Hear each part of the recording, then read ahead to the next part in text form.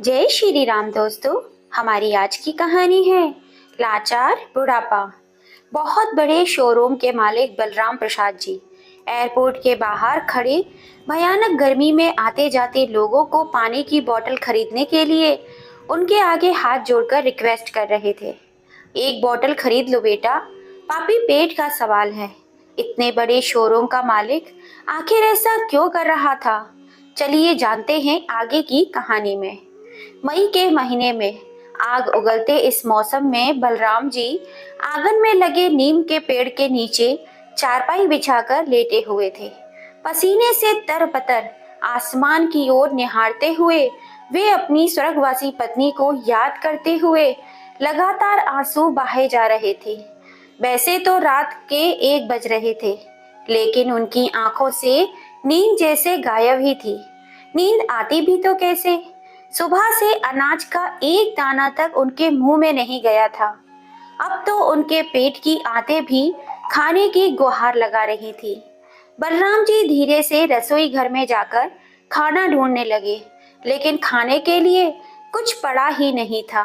फिर थोड़ा सा पानी पीने की इच्छा से उन्होंने फ्रिज खोला तो दूध का बर्तन भी खाली पड़ा था। बूझे मन से बलराम जी एक गिलास पानी पीकर ही वापस अपनी चारपाई पे आकर लेट गए। एक और तो इतनी भयानक गर्मी और दूसरा भूख से परेशान होकर वे बस दाएं बाएं करवट बदल रहे थे और इंतजार कर रहे थे कि कब सुबह हो और कब बहू उन्हें खाने के लिए कुछ दे।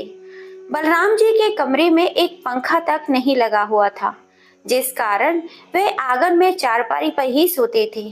वहीं दूसरी ओर उनके बेटे और बहू अपने कमरे में एसी चलाकर सुकून से सो रहे थे। दरअसल कल रात को उनका बेटा अजीत और बहू कल्पना दोनों शादी में गए हुए थे और रात को वहीं से डिनर कर कर ही लौटे थे। बलराम जी के लिए उनकी बहू ने सुबह की बची 2 बासी रोटियां रख दी थी और अपने ससुर जी से यह कहकर चली गई कि अचार के साथ वह रोटियां खा लेना। अक्सर ऐसा ही होता था।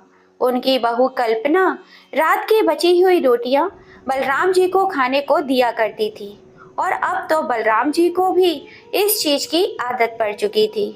बहू के कहने पर उन्होंने चुपचाप हाँ में सर हिला दिया और बेटा बहू शादी की दावत खाने के लिए चले गए।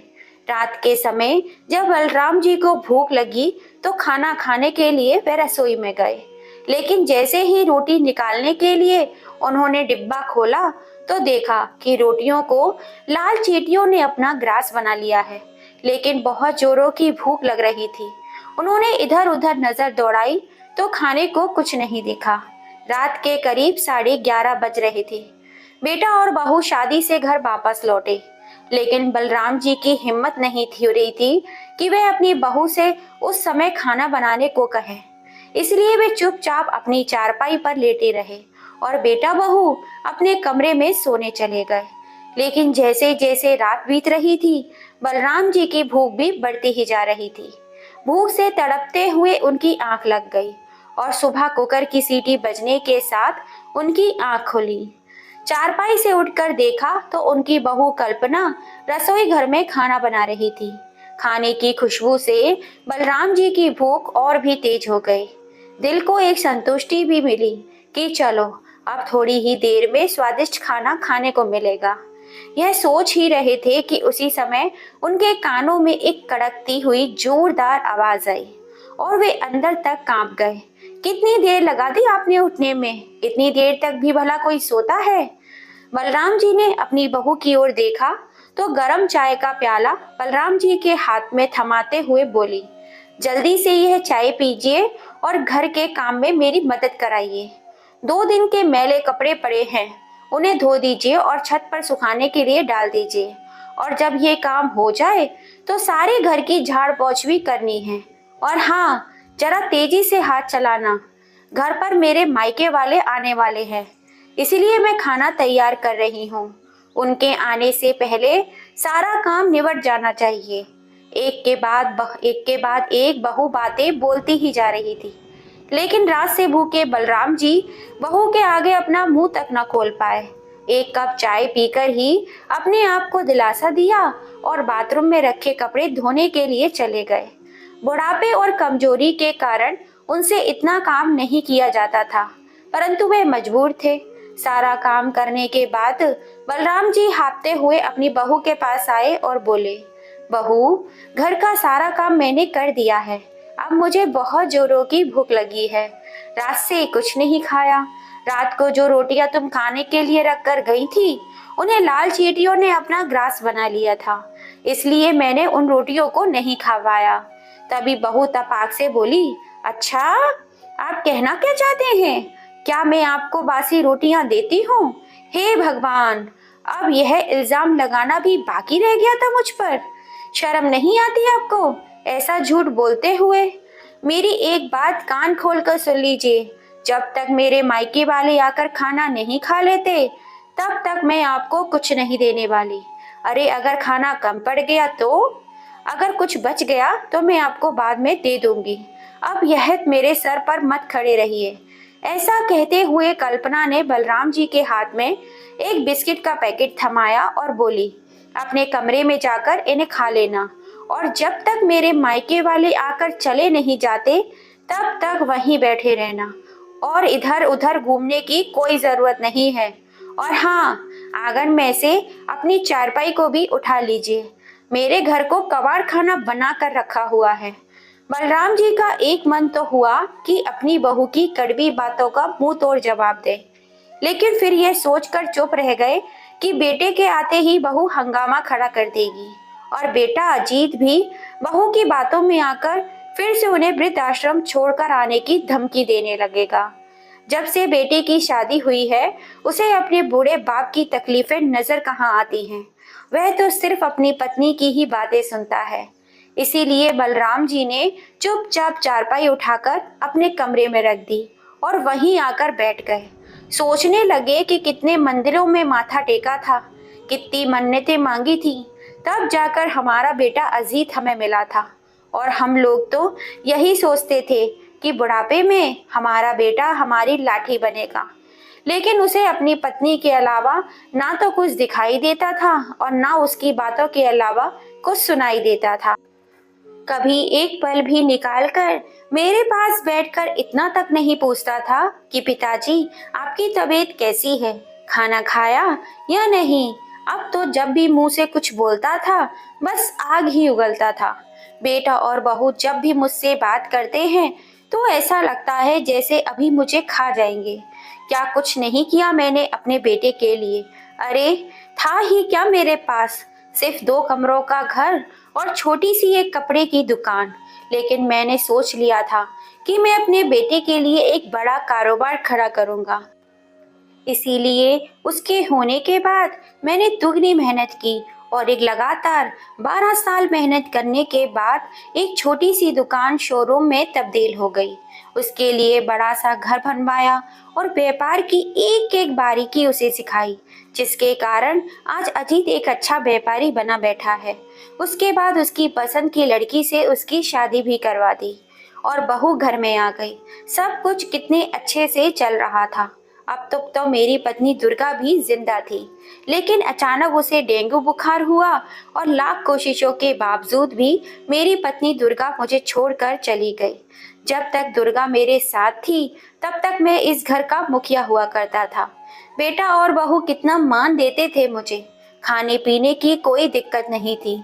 मैं दुकान संभालता था और मेरी पत्नी अपनी बहू के साथ घर के सारे काम संभालती थी। लेकिन उसके जाने के बाद मेरी तो दुनिया ही उजड़ गई। मैं तो जैसे बेटा बहू पर बोझ बनकर रह गया। धीरे धीरे बेटे ने दुकान पर कब्जा किया और बहू ने पूरे घर पर कब्जा कर लिया।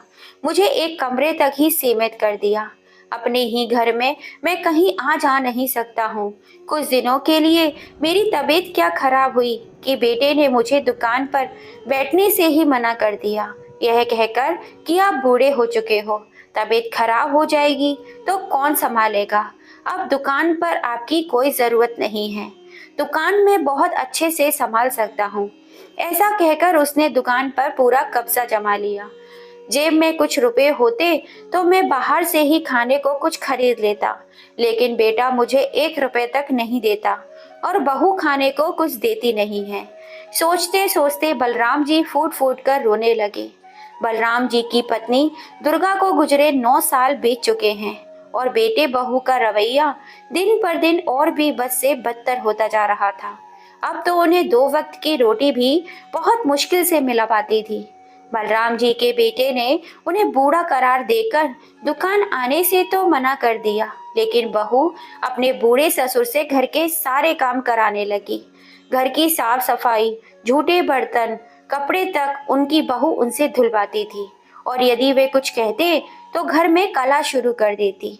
और इसी कलेश की वजह से बलराम जी आज तक चुप रहे, चुपचाप काम करते आ रहे थे। समय बीतने के साथ साथ उनके बेटे और बहू का व्यवहार तो बद से बदतर होता जा रहा था, लेकिन बेटे बहू को उनकी इतनी पर भी दया नहीं आई। उनकी उम्र बढ़ती ही जा रही थी, तो घर का इतना काम वे कैसे कर पाएंगे।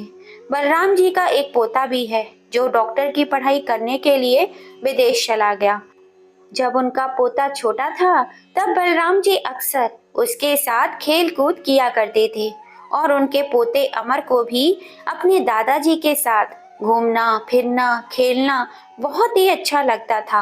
अक्सर दादाजी कभी उसे पार्क में घुमाने ले जाया करते थे तो कभी बाजार में। दादा पोते में प्यार इतना था कि जब तक रात में अपने दादाजी से वे कहानी नहीं सुन लेता था तब तक उसे नींद नहीं आती थी। स्कूल से आने के बाद भी अमर अपने स्कूल की सारी बातें अपने दादाजी के साथ ही साझा किया करता था। अमर बड़ा होकर डॉक्टर बनना चाहता था, इसीलिए स्कूल खत्म होते ही माता पिता ने उसे पढ़ने के लिए अमेरिका भेज दिया। और जब से अमर पढ़ाई करने के लिए अमेरिका गया तब से बलराम जी बिल्कुल अकेले रह गए, क्योंकि एक उनका पोता ही था जिसके संग बात करके बलराम जी अपने सारे गम भूल जाया करते थे। अमर ही अपने दादाजी की दवाई और खाने पीने का ध्यान रखा करता था। अपने कमरे में बैठे बलराम जी अतीत के पन्ने पलटते जा रहे थे। तभी अचानक दरवाजे की घंटी बजी और वह अपनी यादों के समुद्र से बाहर आ गए। वे समझ गए थे कि बहू के मायके वाले आ चुके हैं, लेकिन उन्हें बाहर निकालकर कुछ देखने की इजाजत नहीं थी। बाहर से खूब हंसी ठिठोली की आवाजें आ रही थी और जोर शोर से नाश्ता पानी चल रहा था। रात से भूखे बलराम जी अपने कमरे में बैठे बैठे इंतजार कर रहे थे कि कब बहू के मायके वाले खाना खाने आए तो उन्हें खूब खाने को मिले। बहू के मायके वाले आए 2 घंटे हो चुके थे। तब सब लोगों के लिए डाइनिंग टेबल पर खाना लगाया गया। अब सब लोग उंगलियां चाट चाट कर खाना खाने लगे। उधर बलराम जी पानी पी पी कर अपनी भूख मिटाने की नाकाम कोशिश कर रहे थे। अब तो पानी भी खत्म हो चुका था, इसीलिए पानी लेने के लिए जैसे ही वे अपने कमरे से बाहर रसोई में गए तभी रसोई में खड़ी बहू की माँ बहू से बोली, अरे कल्पना, तू अपने ससुर जी से भी कुछ काम काज कराती भी है या नहीं, या दिन भर पड़े पड़े खाते ही रहते हैं। नहीं माँ, आप भी कैसी बातें करती हैं, अब यह बूढ़े हो चुके हैं। ज्यादा नहीं, लेकिन थोड़ा बहुत काम काज तो करवा लेती हूँ, नहीं तो बैठे बैठे मुफ्त में खाना थोड़ी खिलाऊंगी इन्हें। बातें करते हुए दोनों हंसने लगी और बाहर चली गई। बलराम जी रसोई में खड़े खड़े अपनी बहू और समधन की बातें सुन रहे थे। उनके शब्द बलराम जी के दिल में तीर की तरह चुभ रहे थे और आंखों से आंसू बहते जा रहे थे। मन ही मन सोच रहे थे कि दिल को तो करता है अभी बोल दूं कि मैं तुम लोगों की कमाई नहीं खा रहा हूँ, यह दुकान, यह बड़ा सा घर, सब कुछ मेरा खरीदा हुआ है। सोचते सोचते बलराम जी के हाथों से पानी का गिलास नीचे गिर गया और रसोई घर में चारों तरफ पानी फैल गया। गिलास गिरने की आवाज सुनकर बहू भागती हुई आई और रसोई घर में चारों तरफ पानी गिरा देखकर जोर से चिल्लाते हुए बोली, आपको एक बात समझ नहीं आती? जब मैंने आपको रसोई में आने से मना किया था, फिर क्यों आए रसोई घर में? पूरी रसोई गंदी कर दी। चलिए अब जल्दी से साफ कीजिए इसे। बहू का इस तरह जोर जोर से चिल्लाना क्या कम था कि उनका बेटा भी पीछे से चिल्लाता हुआ आया और बोला, पिताजी, जब कल्पना ने आपको यहाँ आने से मना किया था तो फिर रसोई में आने की क्या जरूरत थी? पूरे घर में इधर उधर घूमना क्या जरूरी है आपका? एक जगह पर बैठा नहीं जाता? जरा सारा मजा खराब कर दिया। ऐसा कहते हुए बेटा बहू पैर पीटते हुए चले गए। भूखे रहने का दर्द इतना नहीं था जितना अपने ही बच्चों पे जिल्लत भरी बातें सुनने का दर्द था। आज बलराम जी पूरी तरह से टूट चुके थे।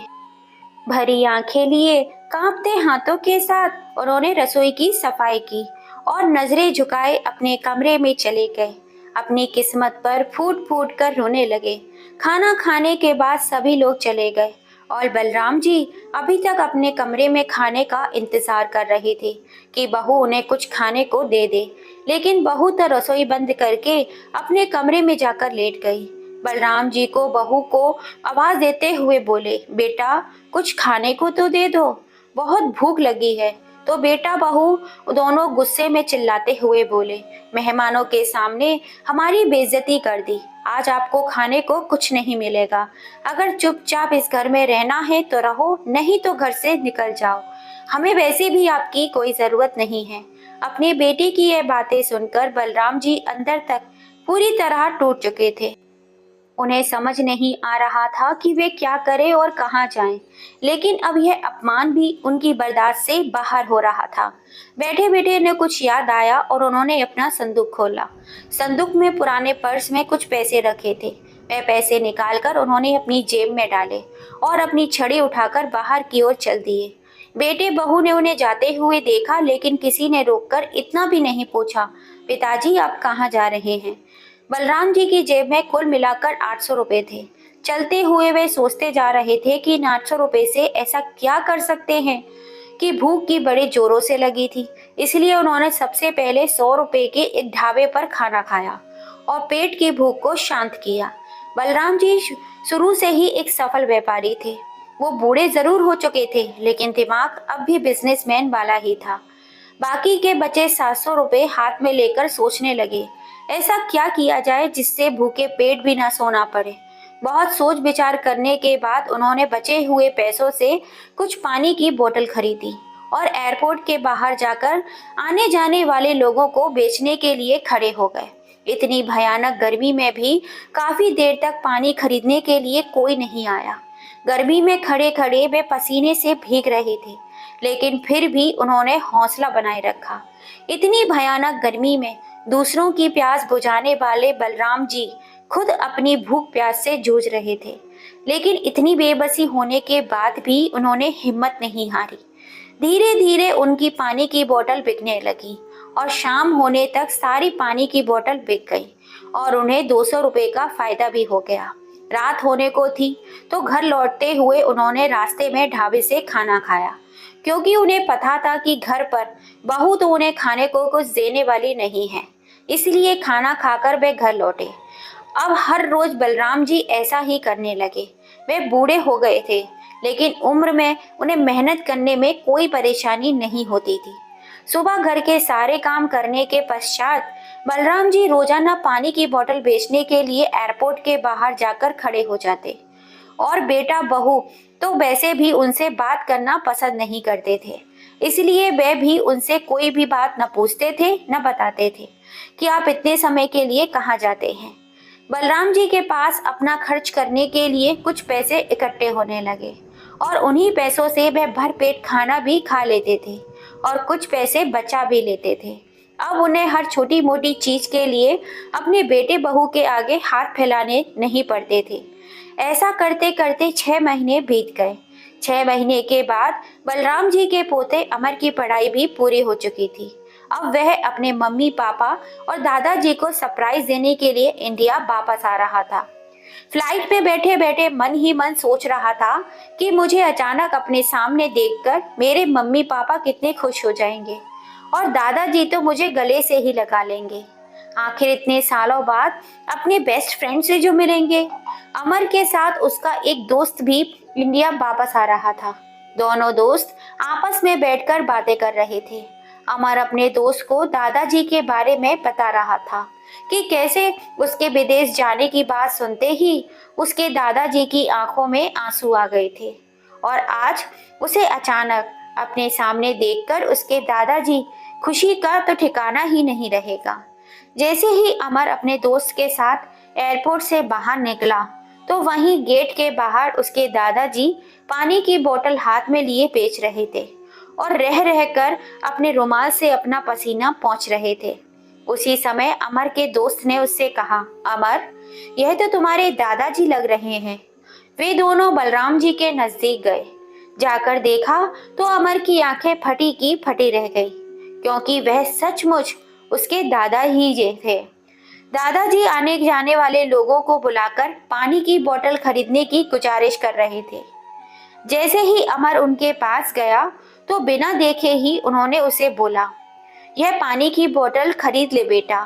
कितनी गर्मी है, प्यास लग रही होगी, कितनी दूर का सफर तय कर कर आए होंगे। उसी समय अमर की आंखों से झरझर आंसू बह निकले। भरे गले से अमर बोला, मुझे तो बस मेरे दादाजी चाहिए। अपने पोते की आवाज सुनकर बलराम जी ने जैसे ही नजरें उठाई तो सामने उनका पोता अमर खड़ा था।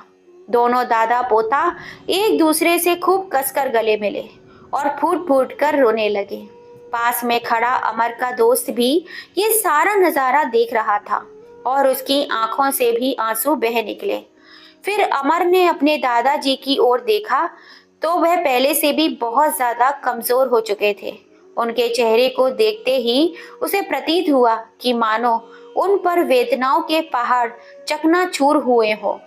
भरे गले से पूछा, दादाजी, लेकिन आप यहाँ ऐसी हालत में पानी क्यों बेच रहे हैं? इस उम्र में तो आपको आराम करना चाहिए। अब आपको पानी बेचने की क्या जरूरत आन पड़ी? और मम्मी पापा कहाँ हैं? क्या उन्होंने आपको यह सब करने से मना नहीं किया? देखिए तो कितनी तेज गर्मी पड़ रही है और आप पसीने से पूरी तरह भीग चुके हैं। अगर आपको कुछ हो जाता तो मेरा क्या होता? मैं पहले ही अपनी दादी को खो चुका हूँ। आज इतने दिनों बाद अपने पोते के मुंह से अपनापन और प्यार भरे शब्द सुनकर बलराम जी फूट फूट कर रोने लगे। जैसे ही बलराम जी ने अपने पोते को अपने ऊपर हुए अत्याचारों के बारे में सब कुछ बताया तो अमर के पैरों तले जमीन खिसक गई। उसका सिर चकराने लगा। आज तक वह अपने जिन माता पिता को भगवान का दर्जा देता आया था, आज उनकी करतूत सुनकर वह दंग रह गया था। इंसान के भेष में कोई शैतान वाली हरकत भी कर सकता है, उसे यह बात मालूम नहीं थी। लेकिन अब अमर ने ठान लिया था कि जिन लोगों ने उसके दादाजी के साथ जानवरों से भी बदतर सलूक किया है, उन्हें वह सबक सिखा कर ही रहेगा। लेकिन सबसे पहले वह अपने दादाजी को एक बढ़िया से होटल में ले गया और वहां पर उन्हें स्वादिष्ट खाना खिलाया और उसके बाद उस होटल में उनके लिए एक आरामदायक कमरा बुक करा दिया और उनकी सभी जरूरत की चीजें उनके पास रखवा दी। थोड़ी देर बाद उनके साथ समय बिताया और फिर बोला, दादाजी, आप यहाँ आराम से रहिए, मैं बीच बीच में आकर आपसे मिलता रहूंगा। आपके लिए खाना वेटर लेकर आपके कमरे में ही आ जाएगा, आपको कहीं जाने की जरूरत नहीं होगी। ऐसा कहकर अमर अपने घर की ओर चल दिया। जैसे ही अमर घर पहुंचा तो उसे अपने सामने खड़ा देखकर उसकी माँ बहुत खुश हो गई और बोली, अरे बेटा, तुमने बताया नहीं कि तुम भारत वापस आ रहे हो। हमें बताते तो हम तुम्हारे स्वागत की अच्छी सी तैयारी करके रखते। फिर अमर अपनी माँ की आंखों में आंखें डालते हुए गंभीर स्वर में बोला, लेकिन अगर मैं पहले बता देता तो मैं सब कैसे देखता जो आज मैंने अपनी आंखों से देखा है। तभी कल्पना जल्दी से अपने पति को आवाज लगाते हुए बोली, अजी देखिए तो, हमारा बेटा आया है। कुछ ही सालों में कितना बड़ा हो गया है। आंखों में खुशी के आंसू लिए जैसे ही कल्पना अपने बेटे को गले लगाने लगी, तभी अमर ने अपनी माँ का हाथ पीछे झटक दिया और बोला, माँ, पहले मुझे ये बताओ कि दादाजी कहाँ हैं और वे घर में नजर क्यों नहीं आ रहे हैं। ऐसा कहते हुए अमर अपने दादाजी के कमरे में चला गया, लेकिन दादाजी वहां नहीं थे। यह उसे भी मालूम था। वह तो बस अपने माता पिता के सामने नाटक कर रहा था। तभी कल्पना घबराई सी उसके पीछे पीछे गई और फीकी सी हंसी लिए हुए बोली, अरे बेटा, तुझे तो मालूम है तेरे दादाजी कुछ काम धाम तो करते नहीं हैं, बस सारा दिन खाते पीते ही रहते हैं और कमरे में पड़े पड़े बोर होते रहते हैं। इसलिए हमने ही उन्हें कहा था कि कभी कभार बाहर भी चले जाया करो, नहीं तो हड्डियां जाम हो जाएंगी। अब माँ के मुंह से ऐसी बातें सुनकर अमर की हैरानी का ठिकाना ना रहा। सुबह से रात हो चुकी थी, लेकिन बलराम जी अभी तक घर नहीं लौटे थे। तब अमन ने अपने पिता से पूछा, पापा, दादाजी अभी तक घर क्यों नहीं लौटे? क्या आपको उन्होंने कुछ नहीं बताया कि वे कहाँ जा रहे हैं? अरे बेटा, कभी कभी तेरे दादाजी अपने दोस्त के घर भी चले जाते हैं, तो वहीं पर एक दो दिन लगा लेते हैं। चिंता करने की कोई जरूरत नहीं है। रात बहुत हो चुकी है, अब तुम अपने कमरे में जाकर सो जाओ। अगले दिन सुबह अमर तैयार होकर अपने दादाजी से मिलने होटल निकल गया और वहीं बैठकर उनके साथ खाना खाया।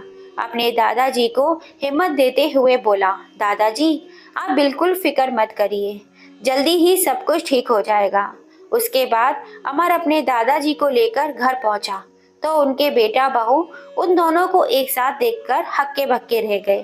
तभी कल्पना ने हड़बड़ाते हुए अपने बेटे से पूछा, अरे बेटा, तुम्हें दादाजी कहाँ मिले? तो अमर अपने चेहरे पर नफरत लिए अपनी माँ की ओर देखते हुए बोला, आपने तो मुझे सही ढंग से बताया ही नहीं कि दादाजी कहाँ गए हैं, लेकिन मैंने अपने दादाजी को ढूंढ ही लिया। तो बेटे की बात सुनकर दोनों माता पिता उससे नजरें चुराने लगे। तो अमर बोला, शर्म आती है मुझे आप दोनों को अपना माता पिता कहते हुए। इतने एहसान फरामोश लोग हैं आप, झूठ पर झूठ बोलते ही जा रहे थे। क्या आप जानते हैं कि कल मैंने एयरपोर्ट के बाहर अपने दादाजी को पानी की बोतल बेचते हुए देखा। अगर मैंने ये सब कुछ ना देखा होता तो मेरे सामने आपकी असलियत कभी ना आती। अरे कहा जाता है कि महिलाएं नरम दिल की होती हैं, लेकिन आप एक औरत होकर अपने पिता समान इंसान के साथ ऐसा कैसे कर सकती हैं? और पापा, आप अपने पिता को सताकर आपको नर्क में भी जगह नहीं मिलेगी। एक बेटा होते हुए आप अपने बूढ़े पिता की तकलीफ नहीं समझ पाए। कल को अगर यही सलूक मैं आप दोनों के साथ करूं तो आपको कैसा लगेगा? और आप शायद भूल गए थे कि यह बड़ा सा घर और दुकान जिस पर आप कब्जा कर कर बैठे हुए हो, वह सब मेरे दादाजी का ही है। और आपने उन्हीं पिता को अपनी बची हुई रात की सूखी रोटियां खिलाई, उनके कमरे में एक एसी तो छोड़ो, पंखा तक नहीं लगवाया। अरे ऐसा सुलूक कोई अपने घर के नौकर के साथ भी नहीं करता, जैसा आपने अपने बूढ़े पिता के साथ किया है। इस बात की सजा तो आपको मिलनी ही चाहिए। उसी समय पुलिस इंस्पेक्टर घर पर पहुंच गए। तभी अमर बोला, यहाँ आने से पहले हमने आप दोनों के खिलाफ पुलिस स्टेशन में रिपोर्ट दर्ज करवा दी थी। इंस्पेक्टर को देखते ही अजीत और कल्पना पिता के सामने हाथ जोड़कर खड़े हो गए। हमें माफ कर दीजिए पिताजी, हमसे बहुत बड़ी गलती हो गई, आइंदा ऐसा कभी कुछ नहीं करेंगे। उसी समय एक जोरदार चांटे की आवाज आई और अपने गाल पर पड़े इस तमाचे के कारण अजीत जमीन पर गिर पड़ा। तभी बलराम जी बोले, अरे ऐसी औलाद से तो वे औलाद रहना ज्यादा बेहतर है। इन दोनों को ले जाइए इंस्पेक्टर साहब। पिता के मुंह से यह बात सुनते ही वे दोनों माफी के लिए गिड़गिड़ाने लगे। जैसे ही पुलिस वाले उन्हें जबरदस्ती बाहर की ओर ले जाने लगे, तभी बलराम जी ने देखा कि उनके पोते अमर की आंखों में आंसू थे। उसी समय वे बोले, इंस्पेक्टर साहब, मैं अपनी कंप्लेंट वापस लेता हूँ, इन दोनों को छोड़ दीजिए। उसके बाद इंस्पेक्टर ने अजीत और कल्पना को चेतावनी देते हुए कहा, बुढ़ापा तो सभी का आना है। आज आपके पिताजी बूढ़े हैं, कल आप लोग भी बूढ़े होंगे और जैसा आप करेंगे वैसा ही आपको भी मिलेगा। यह बात हमेशा याद रखना। इतना कहकर इंस्पेक्टर साहब वहां से चले गए और अमर अपने दादाजी के गले लग पड़ा। उस दिन के बाद से बलराम जी के बेटा और बहू उनका खूब अच्छे से ख्याल रखने लगे। उनकी हर छोटी से छोटी जरूरत और खाने पीने का ध्यान वे बहुत ही अच्छे से रख रहे थे। अब बलराम जी अपने घर पर बहुत शांति से रहते थे। और हर पल अपने पोते को दिल से आशीर्वाद देते थे। तो दोस्तों, अपने पोते की खातिर बलराम जी ने अपने बेटे बहू को माफ करके सही किया या गलत? अपनी राय हमें कमेंट करके जरूर बताइएगा। कहानी पसंद आई हो तो ज्यादा से ज्यादा इसे अपने फैमिली फ्रेंड में शेयर कीजिएगा, लाइक कीजिएगा, और अगर अभी तक सब्सक्राइब नहीं किया है तो जल्दी से कर लीजिए। फिर मिलेंगे आपसे ऐसी ही किसी कहानी के साथ। जय श्री राम।